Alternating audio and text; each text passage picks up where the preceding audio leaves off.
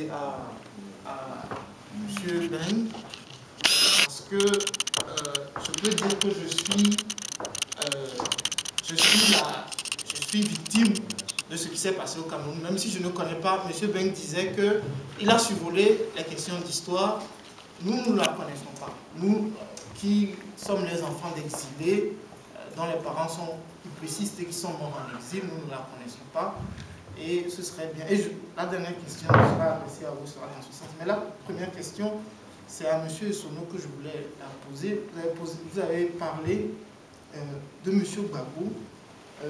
Moïse a eu ma réaction quand on a arrêté Gbagbo, c'est que voilà, j'étais dans cette dynamique-là. Mais que faisons-nous à part la personnification?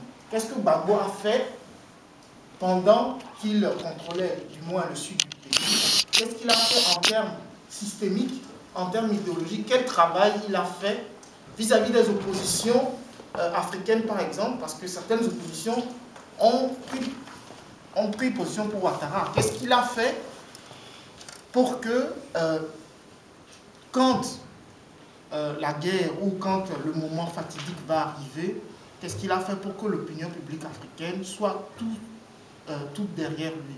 Et que, à l'intérieur même de son pays, parce qu'on a vu l'attitude de Mamadou Koulibaly, à l'intérieur de son pays, que toutes les forces s'agrègent et qu'il n'y ait pas de démembrement. Qu'est-ce qu'il a fait?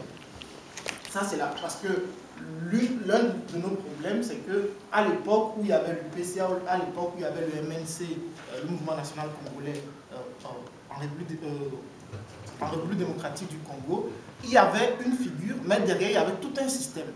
Et quand cette figure disparaissait, il y avait une autre qui la remplaçait.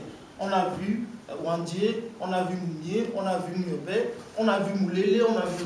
Donc, qu'est-ce qu'il a fait à ce niveau? La deuxième question, c'est à propos de la diaspora. On nous a dit qu'il faudrait que les Congolais, que les Camerounais travaillent avec les Gabonais. C'est une bonne chose.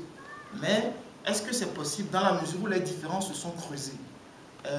Au moment des indépendances, on sait que les différences n'étaient pas aussi grandes. Et une vision panafricaniste était possible.